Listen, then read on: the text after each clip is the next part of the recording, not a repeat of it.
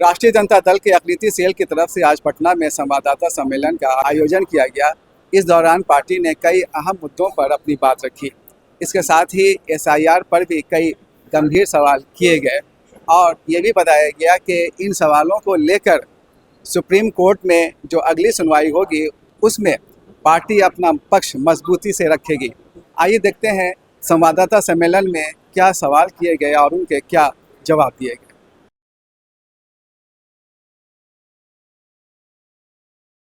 मेरा भी यही सवाल है।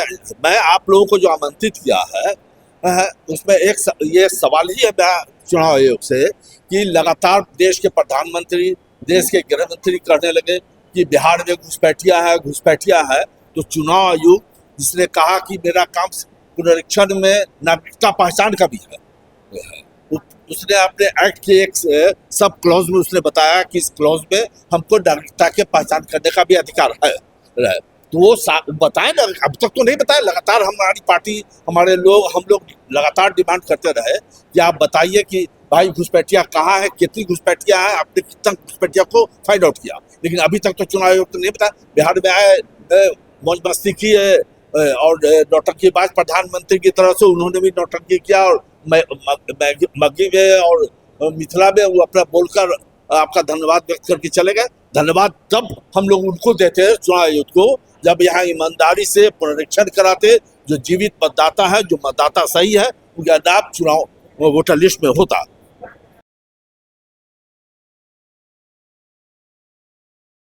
यह एकदम ये मुद्दा मेरा चुनाव में है, ये मुद्दा हमारा चुनाव में है, ये मुद्दा मेरा था, है और चुनाव में भी ये मुद्दा रहेगा।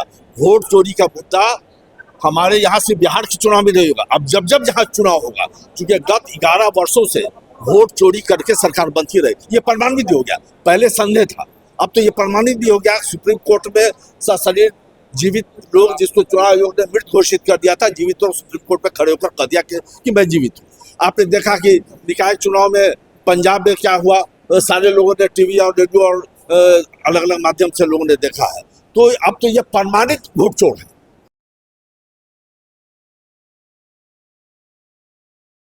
देखिए 13 अक्टूबर को सर्वोच्च न्यायालय में फिर सुनवाई है।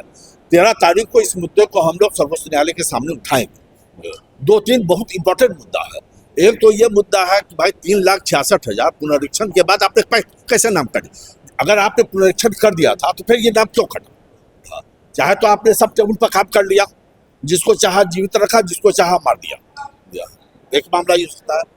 दूसरा मामला यह है कि जिन लोगों का नाम छूट गया, आपने उनको पीरियड दिया कि आप 15 दिनों के अंदर में जिला अधिकारी के यहाँ आप जाकर अपना मामला दीजिए। वहां से नहीं निपटता है तो आप बिहार के चुनाव आयोग यहाँ चले जाइए और आज चुनाव का घोषणा हो जाएगा। इसके बाद तो ये मामला स्वतः फ्रीज हो जाएगा।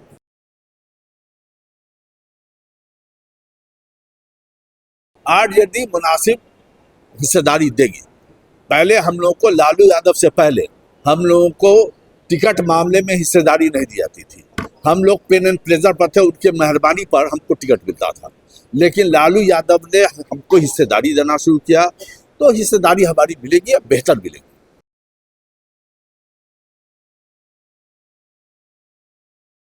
देखिए, गठबंधन करने का तरीका यह नहीं है कि आप ढोल बजा के जाइए और मांगिए। ये गठबंधन का तरीका यह है कि टेबल पर बैठकर बात होती है। आप टेबल पर बैठिए, बैठ के बात करते हैं। तो आपने क्या नहीं, आपको तो एक प्रदर्शन करना था। आप किसके लिए काम कर रहे हैं, पूरा बिहार, पूरा हिंदुस्तान आपको जान रहा है। तो ये गठबंधन करने का तरीका नहीं है। और फिर जब अगर आपका जनाधार है तो आप इतना रिक्वेस्टफुली क्यों आ रहे हैं भाई कि आप हमको अपने गठबंधन में शामिल कर लीजिए। आप क्लेम कर रहे हैं कि हम 100 सीट पर लड़ेंगे, हम 50 सीट पर लड़ेंगे, हम 6 सीट पर लड़ेंगे। आप लड़ो तो। अगर आपको वो मतदाता वोट देगा तो किसको इनकार है, कौन रोक लेगा।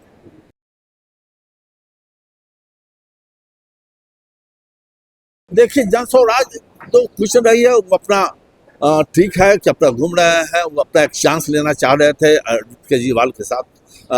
तो वो माहौल तो यहाँ है नहीं। उनके पास कोई बेस वोट है नहीं। पहले उनकी प्राथमिकता थी मुसलमान, उसके बाद वो एलानिया मतलब पब्लिकली उन्होंने अनाउंस किया कि हमको सरकार बनाने के लिए मुसलमानों की वोट की ज़रूरत नहीं है। अब कुछ मुसलमान वर्कर्स या नेता वहाँ है तो ये समझिए कि दुर्भाग्य है कि कोई हमको कह रहा है कि हमको जरूरत नहीं है, लेकिन हम साथ हैं। उसी तरह से जनता दल यूनाइटेड के बड़े नेता ललन बाबू ने कह दिया कि हमको न मुसलमान वोट देता है, न हमको मुसलमान की ज़रूरत है। सीतामढ़ी के सांसद दिवेश ठाकुर ने कहा कि मुसलमान हमको वोट नहीं देता, हमको मुसलमान की वोट। उसके बावजूद भी अशोक चौधरी ने भी इस बात को बोला है। तो उसके बावजूद भी अगर कोई मुसलमान वर्कर या है तो अपना अपना चॉइस है।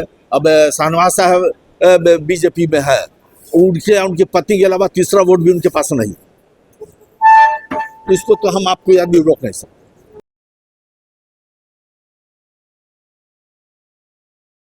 हमारे यहाँ हमारी जो सरकार बनेगी, सबसे प्राथमिकता होगी भ्रष्टाचार मुक्त सरकार बनेगी।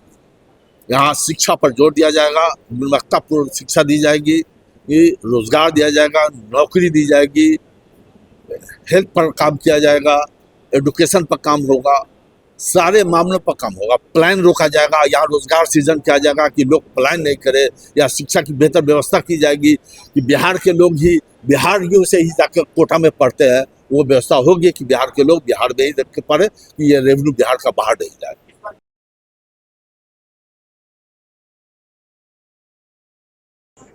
देखिए, एक बात तो साफ है कि ये 2025 के चुनाव में माननीय मुख्यमंत्री का पिछला जो कैबिनेट हुआ है मंगल के दिन, अंतिम कैबिनेट था, और आज बिहार की जनता को चुनाव घोषणा होने के बाद नीतीश कुमार से छुटकारा मिल जाएगा।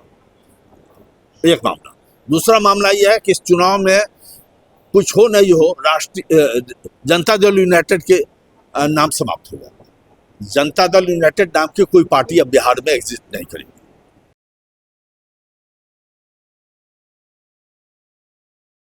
ये देखिए, हम तो 0 रेटिंग देंगे। बताइए देखिए कौन सा काम हुआ। मुसलमानों का बेसिक जरूरत का चीज है, जहाँ बच्चा पैदा होता है वहाँ पहुँचा दिया जाता है पढ़ने के लिए, वो है मदरसा।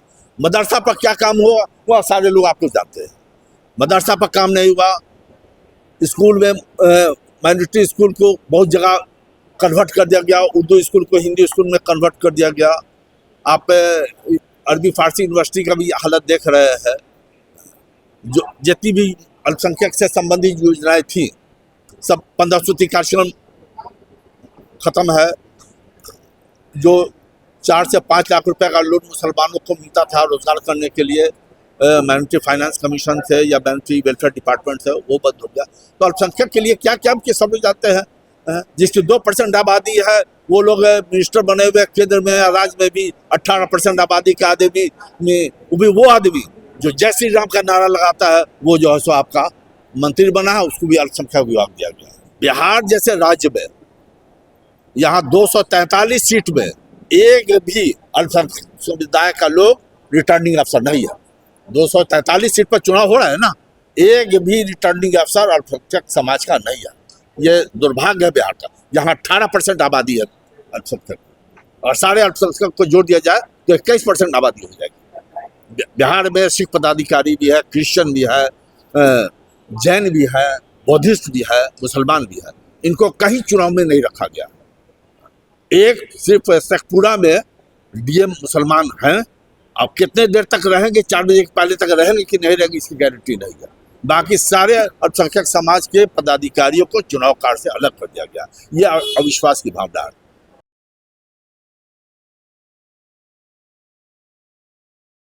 देखिए, डिप्टी सीएम कॉन्स्टिट्यूशनल पद नहीं है। डिप्टी प्राइम मिनिस्टर हो या डिप्टी चीफ मिनिस्टर हो, ये कॉन्स्टिट्यूशनल पद नहीं है। कॉन्स्टिट्यूशनल पद है चीफ मिनिस्टर का और मिनिस्टर्स का। और चीफ मिनिस्टर जो है सो हेड होता है कैबिनेट का। इसलिए ये डिमांड करना हमको कि हमको मुसलमानों को डिप्टी सीएम बना दीजिए, ये कोई उचित भी नहीं है और आवश्यकता भी नहीं। वो समय तय करेगा का जो चीफ मिनिस्टर बनता है, उसका डिस्क्रिप्शन है कि किसको मिनिस्टर बनाएगा, किसको डिप्टी सीएम बनाएगा, क्या करेगा।